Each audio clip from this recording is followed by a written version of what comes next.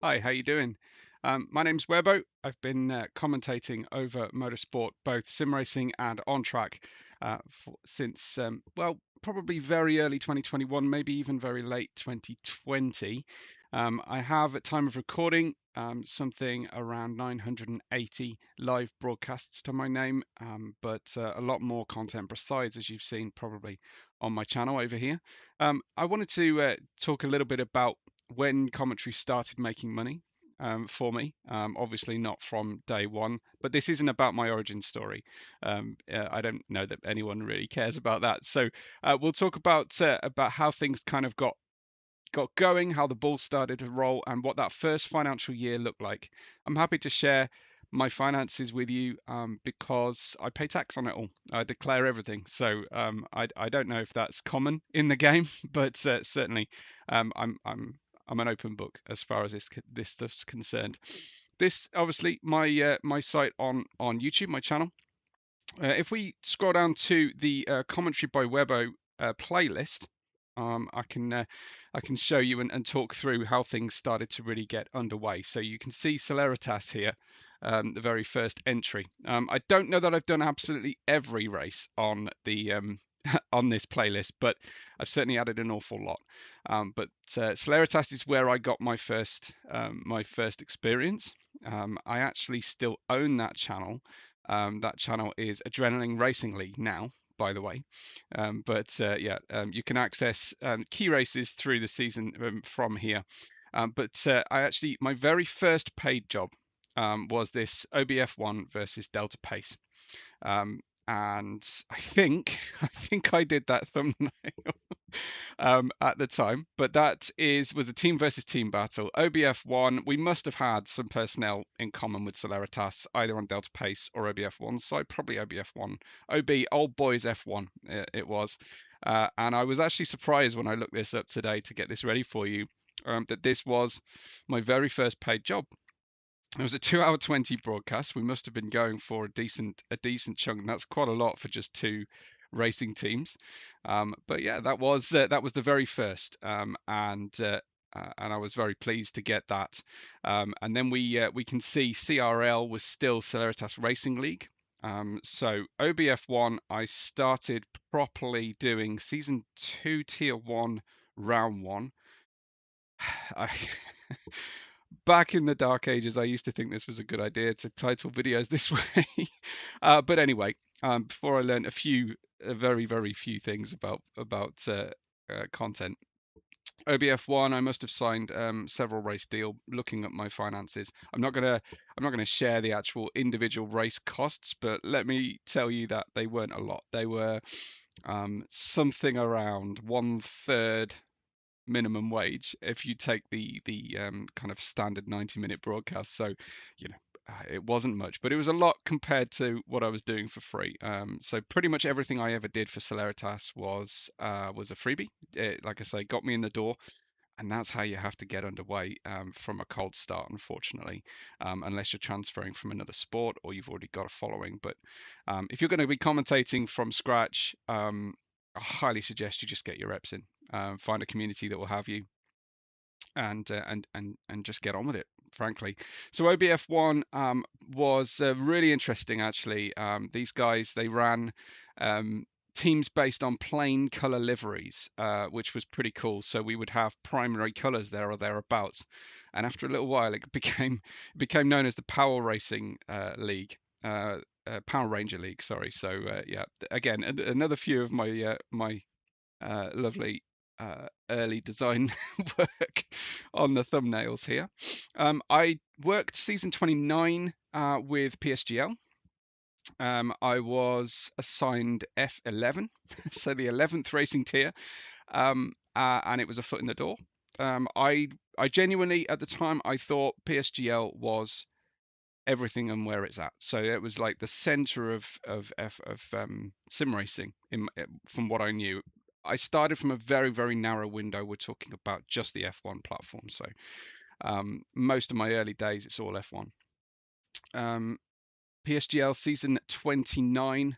I gained a few quite loyal driver followers from that season, and they went on to help me out elsewhere and request me for other things. But PSGL was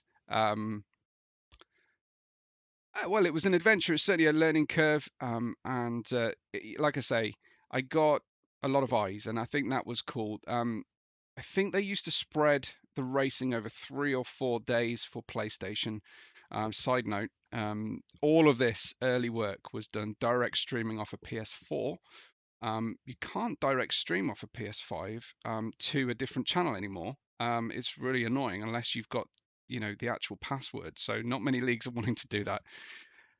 So back in the old days, literally this microphone, this Plantronics work issued microphone, I've added a pop filter, but I've been using the same microphone from the year dot, plugged straight into my DualShock 4 controller. Madness.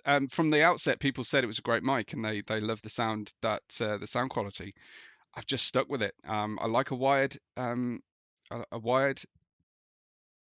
microphone. That's batteries and Bluetooth delay and things like that I'm not a big fan of. I've tried like a desktop mic, and I just got so much echo from the room, and I'm in a room with soft furnishings, and I could never get a sound that was very, very crisp like this one. It's a little bit tinny for my taste when I hear it back when I'm doing voiceover recordings, but I think it gives a little bit of a sort of slightly over the tannoy, over the grandstands or the bleachers kind of sound effect anyway. So we carried on with OBF1 for a little while. And you can see this was on date of recording. This was 4 years ago. Like I say, I did actually start with Celeritas a little bit further back than that. And we worked OBF1 season 2 for several races. And yeah, had some good fun. So they did have a serious league by the look of things. They did have, that's an Alpha Tauri there. So we did have a serious league, and we did have a Mighty Morphin Power Rangers league. That was the most fun, I've got to tell you. And then we continue with PSGL. I also worked ERO, European Racing Organization. I believe just like PSGL, that was free. And you're sold the dream at the time that you're going to get this amazing exposure. You get some exposure. It's not amazing in F11. It's not amazing even in F3 and ERO. But again, it did build an audience. It did build some people. The only problem was obviously it's on someone else's channel, and there's friction asking someone to go onto my channel and hit subscribe. So I didn't really do anything with my channel for a long time. Continue through obviously PSGL, and then you can see the first entry here of IRL, Invictus Racing League. That was the big one for me. Not that OBF1 wasn't fun, it absolutely was, but the big, most serious new league that I commentated on was Invictus Racing League, IRL. And I must have got my start at PSF1. I think I did, yeah. So I went straight to the top tier. I think we had several tiers right from the off when I joined IRL. And like I say, I can't give you exact finances at the time, but it wasn't a lot for in comparison to kind of today's money. But hey, we had a great time. I had a co-commentator, and we used to call our races. They would watch the race as well, which was great in F1. You could have two spectators, so they had a separate view of the action, and that the audience couldn't see what they could see, but they could certainly watch other parts of the race, which was awesome, and keep an eye on strategy in the pit lane and all of those things. Most of you will know I do a lot of my work solo, and I prefer that, not because I'm some alpha main character energy idiot, but I don't know. I don't run out of things to say about racing cars. I'm typically more of a play-by-play, call the action rather than a technical mathematics kind of analyst, which has a little sense of irony given my day job. But I call the action, I call the emotion, and generally speaking, a lot of leagues only really want one, or they only got one seat in something like Gran Turismo. So it is what it is. I certainly don't rule out working with other people, and you'll see that I do go on to do some of that as well. So IRL PSF1 League Round One. I don't know if that was actually their very first season. I can't imagine it was their first season. This is their channel, Invictus Racing League. So let's get rid of that. So like I say, I can't remember. Looks like it was season 13, so they're very, very mature. I think they were running maybe 2, maybe 3 seasons a year, so obviously that adds up. But yeah, by the look at those thumbnails, um, I joined season 13, and I was asked at the time not to declare to the other people on the team that I was being paid or what I was being paid, and that's fair enough. Every relationship between client and myself is proprietary. I don't reveal terms, obviously, but like I say, it wasn't a lot, but it was significant back at the time, because before that, most of just about everything apart from maybe F1 I'd ever done was for free, and they were actually willing to pay for a few races up front as well, based on the small reputation I'd already built at that stage. I had a really short run at OneHub Racing, and it was an eye opener. OneHub. So when you join podium tier, they had all their tiers began with the letter P, um, and podium must have been third tier. And I can't remember the others now. I don't know if it was performance or something like that. But they had the most stringent ad callouts and rules and sort of things you had to say, and various things you had to tick off, which stilted me a little bit. I have to say, I didn't really get into a flow. I'm happy to do advertising if I'm paid, but this was another freebie. OneHub, again, massive promises of exposure. I don't think I got anything at all off the OneHub Racing audience. Um, and I think at that stage they were paying by way of vouchers for their highest rated commentator after a season. And I remember after 2 races getting rated as their worst commentator at the time, which was not fun for me. And I think most of it was down to not hitting all those marks that they asked me to. The person in charge of that, they went on to be given the seat in charge of commentary at PSGL. And after a few races with OneHub Racing, I got offered a completely competing job, and it was paid.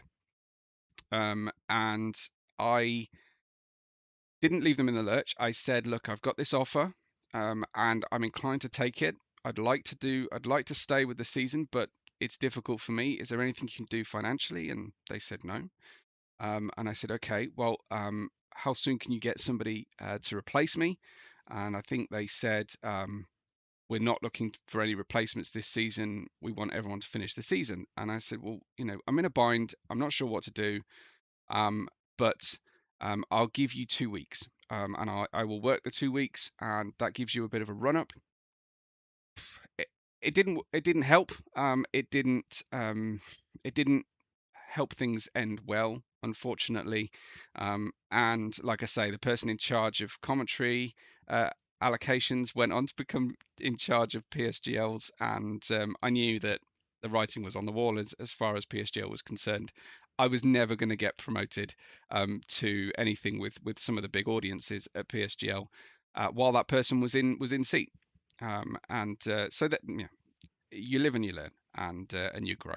Anyway, I then got a job with Neverlast Racing, who are now known as Venturi VNT, an F1 esports team.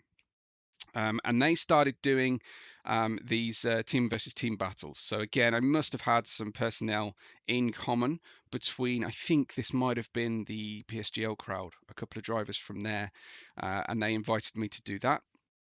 I didn't make that thumbnail. I'm sure that was far better than what I managed. But that was a 5 versus 5 esports event. Lots of fun. Enjoyed it. Again, small amount of pay, but something. So not to be sniffed at all.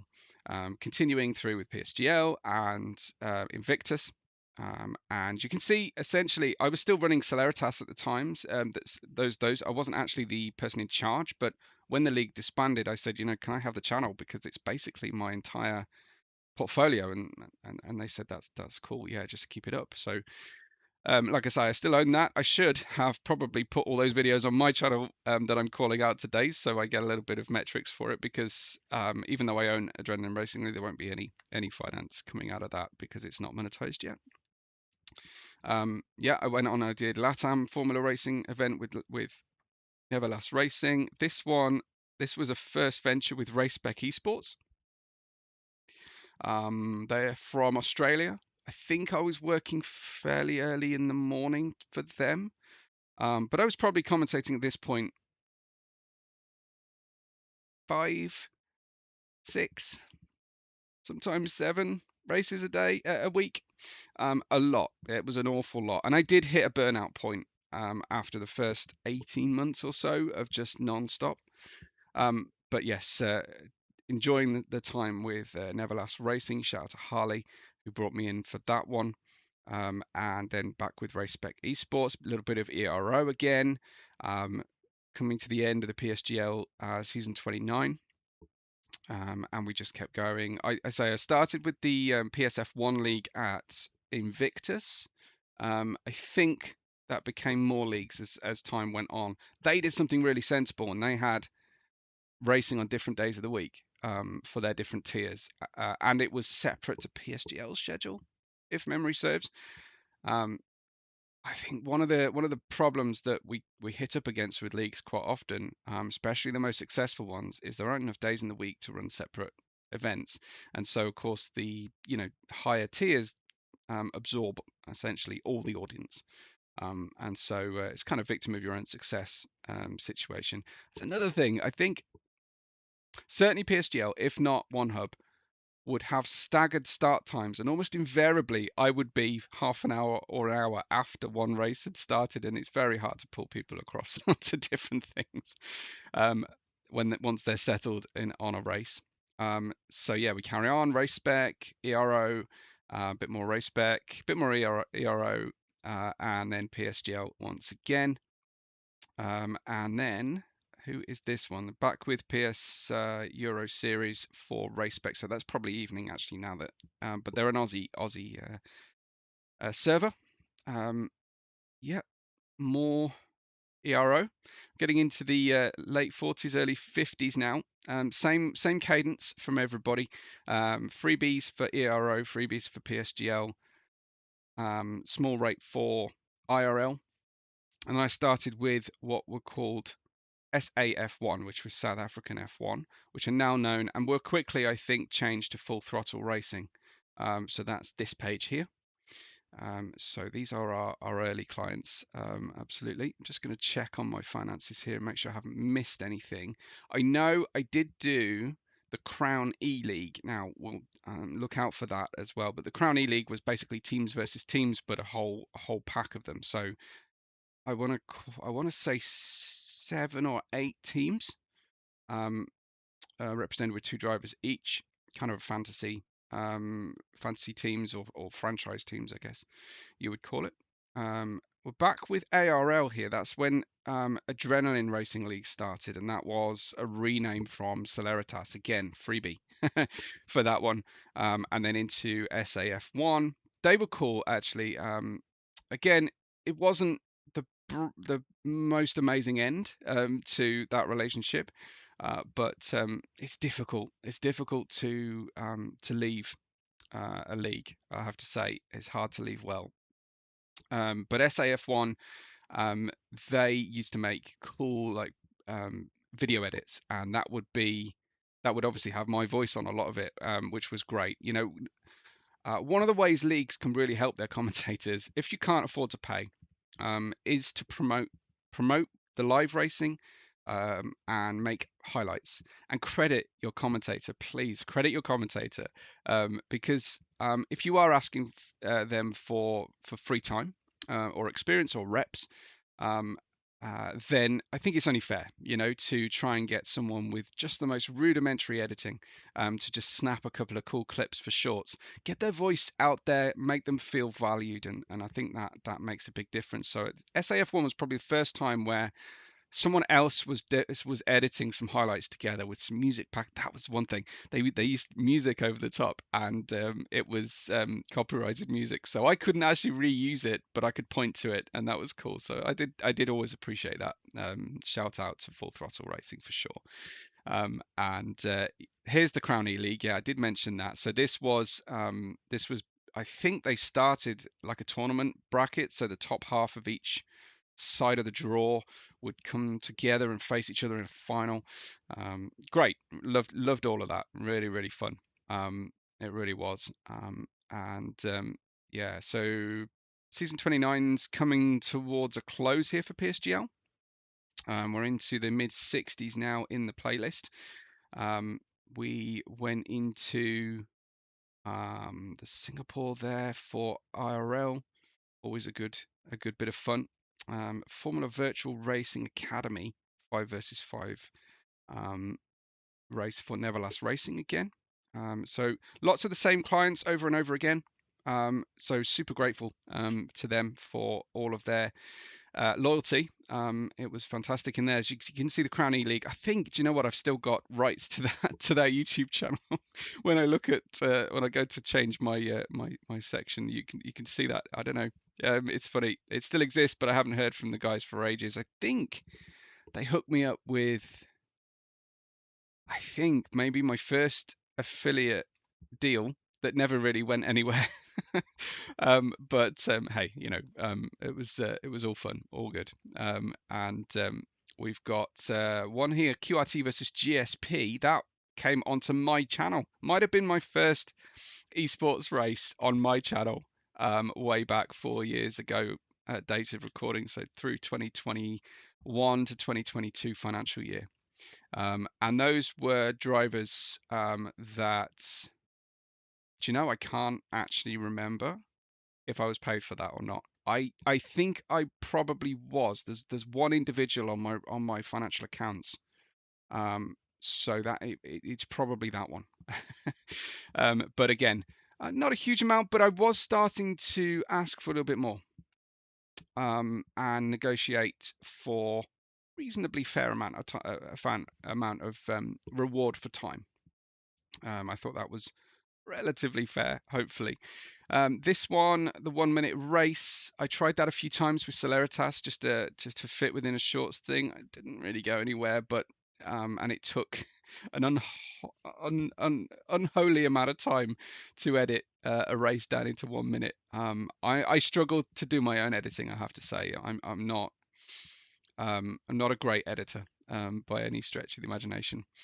I must have started season 30 with PSGL. I thought I'd only done the one season, but I got to F7 from F11. And that, I think, there was definitely one driver from season 29 in F11 who qualified for F7 the next season and requested me, asked the management. And I think that was Yamo. So shout out to Yamo if you ever see this. Big thank you. By the way, I beg you not to go back and watch these old races, please. But if you do happen to see me on an old video out there and it's on someone else's channel, I'm not going to be able to see comments unless you tag me. So that goes for everything, even SVR now. If you want to get my attention, at Webbo Red 5 before or during the comment. That's the only way to get a hold of me, really. I don't go back and watch a lot of my stuff. I know most people hate the sound of their own voice, and it took me a long time to get over that. It really did. But anyway, there's just another sidebar there. So Crown E League finals. We're getting towards the end of that financial year now. And where are we? SAF1. Belgian race. So this drink Alchemy, that was the name, the brand name of my first affiliate deal that didn't secure any sales. But yeah, anyway, that was that, and that was awesome. So big shout to them, and a big thank you for that one. Now we continue with IRL, and you can see now in this season, I'm doing 4 back-to-back IRL races because I'm also doing F2 as well as F1. That wasn't actually the F2 cars. I wish more leagues would run an F2 car because they're so cool. But anyway, I was now running at least 2 of the IRL races, and we're going to finish out with the final race of that financial year, which was for this one called Better Racing League. And they're here, and it was sponsored by a company called UK Essays. The owner of the league, the founder of the racing league, owned a business. He actually appeared on the BBC News article about expats living in Dubai. And he's made a ton of money. And fair play to him. He paid a lot. So compare this to, I'm not going to say it's difficult. I don't want to upset people. That's the last thing I want to do. But it's difficult to go into specifics. But I can tell you that compared with my first per race pay deal, within that one financial year, landing this UKSAs.com Better Racing League third season, per race, I was earning 5 times the amount from those early races. And, you know, cards on the table, I petitioned and worked hard to get onto that league. And I was in the second seat. I was the co-commentator for that. With a super generous league commentator called Leox from Italy. Fantastic accent and a really, really awesome guy. He still pops up from time to time on my videos, and I have to big shout out to him. He was probably my favourite lead commentator that I sat as second seat to, because just had a great vibe about him. He was, he was pretty chill. He was quite focused on the action. He would pull me back from tangents quite often, which I usually appreciated. And I think a couple times I might have got to do that league solo, but that gets into the next financial year. So when I tot everything all up, and as I say, I pay tax for it all. I pay tax on all of it, and I declare all my earnings on top of my day job. When I add all that up, it comes to £564.94 in 2021-2022. So what that means now, you'll have to do the maths and go back and look at inflation. I had very minimal costs, so my expenses related to commentary that season were £163.74. So that was that would have been a deduction if I had earned over the £1,000 tax-free side hustle earning threshold that you get here in the UK, and I got at the time. I hope you enjoyed that. Anyway, that was year 1 of paid commentary, and doing this as a professional. I mean, I probably wasn't a professional right at the start, but I very quickly became a lot more professional about it. And like I say, it's not the origin story at all. Big thank you. Thank you for watching through. And yeah, if you've got questions, if you want to tag me in any of those awful old videos, then go ahead. But shout out to all my clients from that first season: Invictus Racing League, OBF1, the Old Boys F1, Neverlast Racing, now Ventori, Full Throttle Racing, used to be South African F1, and of course UKSA's Better Racing League, and the OGs, Adrenaline Racing League, formerly known as Celeritas. Yeah, that was my first year. So thank you so much, and yeah, let me know if you want to hear another one.